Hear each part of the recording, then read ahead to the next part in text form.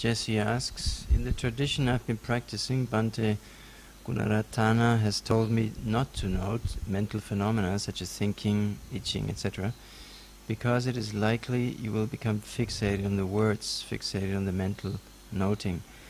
Though I've noticed you teach this practice, would you eventually have people deviate from this practice to examine the mental phenomena without notation, simply the sensation?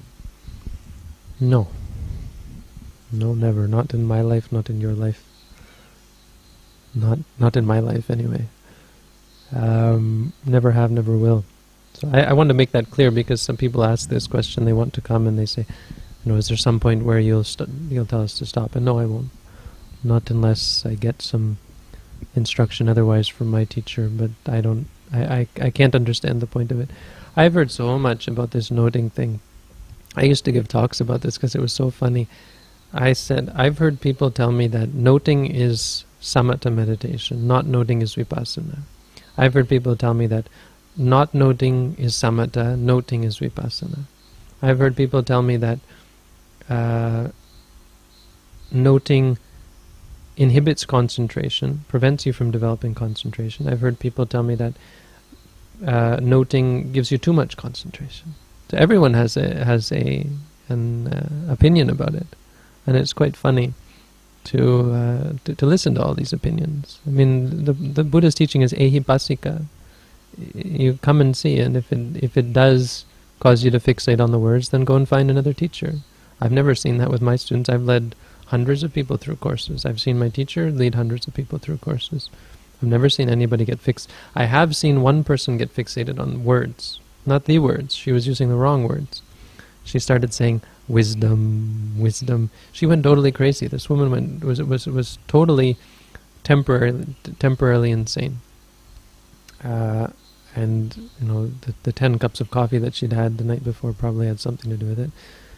The interference with people who are not her teachers had something to do with it, and lots of things contributed to this, and mostly just her state of mind that was not stable. I stayed with her 4 nights in a mental hospital in Chiang Mai, Thailand. It was interesting watching her. Wisdom, wisdom. She said to me, "You are my wisdom. Wisdom, wisdom."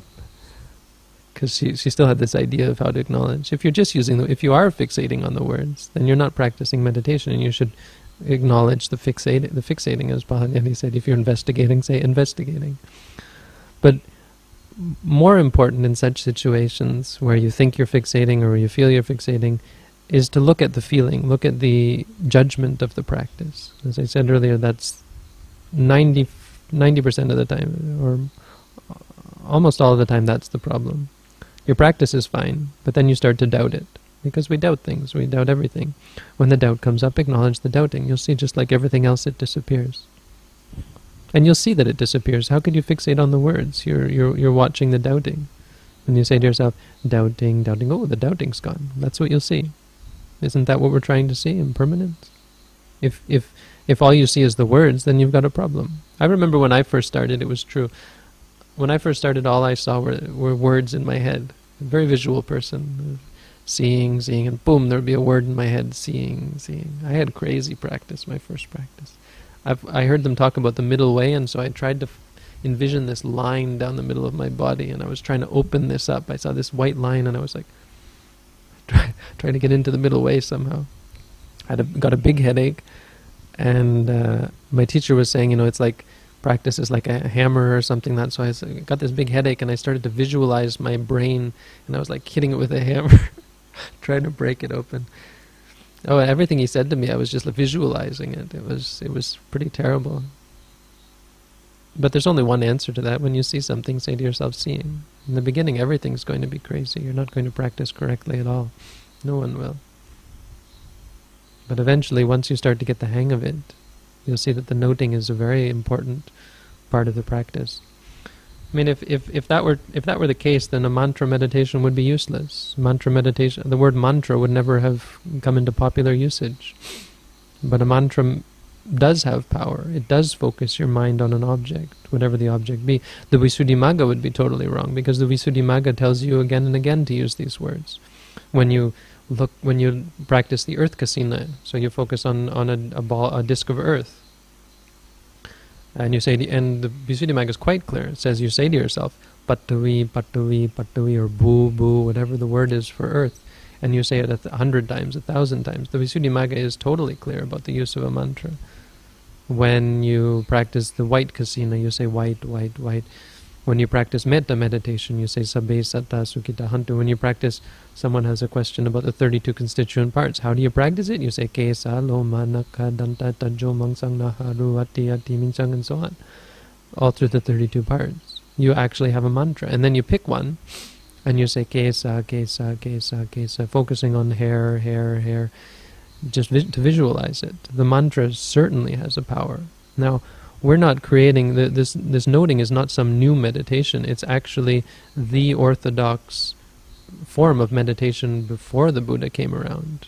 And when the Buddha was around, when the Buddha said, Gachanto va gachamiti bhajanati. When going, he knows I'm going. It's not he knows the going, it's he knows I am going. Bhajanati, he knows fully and completely I am going. So there is a clear thought that arises there. This is not something new. The Buddha had it, and then you read in the Visuddhimagga, it's explicitly stated that this is what they mean by meditating. It means to see the object just as it is, to see white as white, to see blue as blue, to see the earth as earth, and so on. And the mantra is the development there. So I don't have anything to say about other teachers. I've heard many teachers decry this sort of practice, but this is what we do. We decry everyone else's practice and tell you, no, do ours. I try not to. I will tell you, if you like the practice I teach, do it. If you think that there's a better practice out there, go and practice that other practice. I'm not going to say anything about not noting or doing this or that, going because body scanning techniques or so on, unless I have some objective observation. Like, for example, I might say that in the Goenka tradition they don't practice walking meditation, or I've heard that actually they do some walking, but no technical or formal walking meditation as far as I know. For that kind of example I might give. I don't know how Bhante Gunaratana teaches, and I might give you some advice about in regards to what you say, investigating or so on, without notation, simply the sensation. Well, I've explained some of the benefits of noting, and I've explained in other videos, and if you agree with my explanations or you think that they have some merit, then try it. And if you find that it helps you, then use it.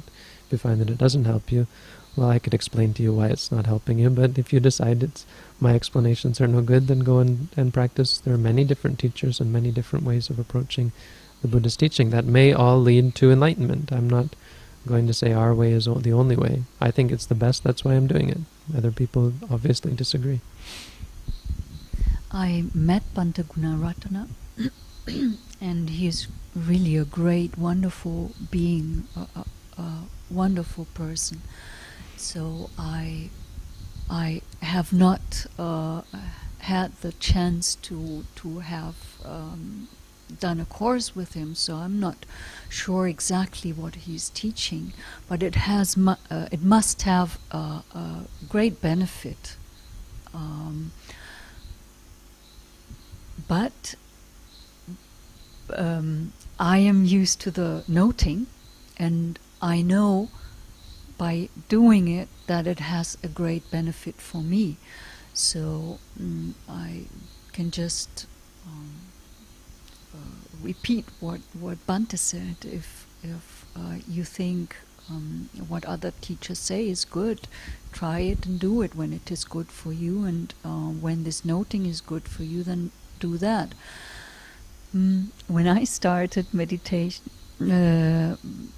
with this kind of meditation, I had done a lot of Zen meditation before that. And I really had a strong aversion for that noting. I really disliked it. And I came to Bhante and then said, that is so annoying. I don't want to do that anymore. It's like noise in my head. And he just said, well, that's how it is. That's what is going on in your mind, noise in your head, And that was kind of convincing, and I noticed the noise in my head only because of the noting. Without noting, I would not have known, not probably in 100 years, how much is going on. But when I was so stressed, because I tried to note everything that is going on inside and outside, and that was just so overwhelmingly much.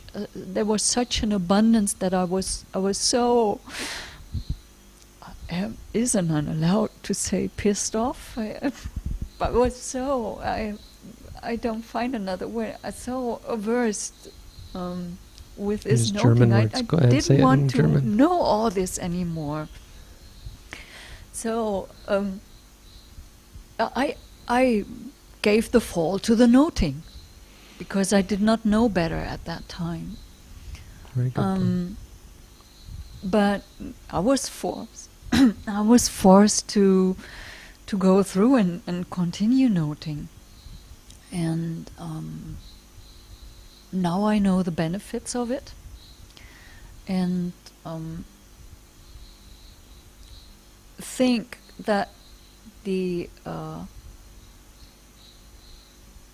most things that are going on in our minds, all the thoughts and everything that we give importance, are really not important.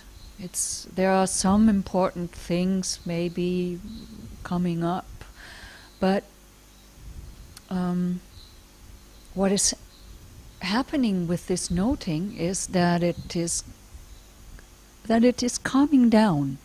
Noting becomes a habit, and thinking becomes less than. So you can kind of